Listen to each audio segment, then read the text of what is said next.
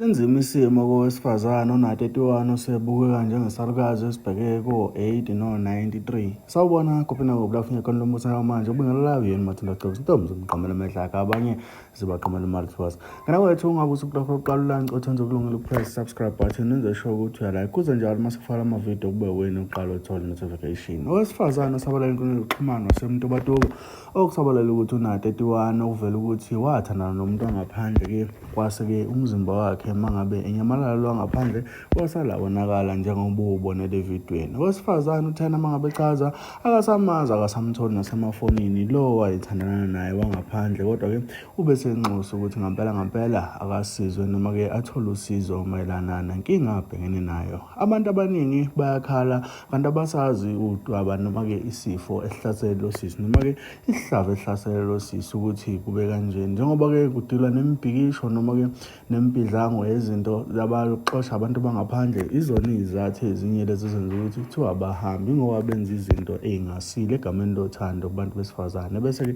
bayasala bayonakala abantu besifazane ebese behambe becela usizo. Ngane wethu ngiyafisa ukuthi le video uyibuke and uphinde uxwayise futhi nabantu abasathandana nabantu bangaphandle noma ney'ngane ey'ncane ey'sabona ukuthi abantu bangaphandle beze ngesihle kulezi zinto abazenzayo. Akubona bonke-ke abeze ngobubi, kodwa-ke ingxenye yabo banegameko engezinhle kahle la eSouth Africa. Ngaphandle kokusho isikhathi sakho zizwelo sisi echaza.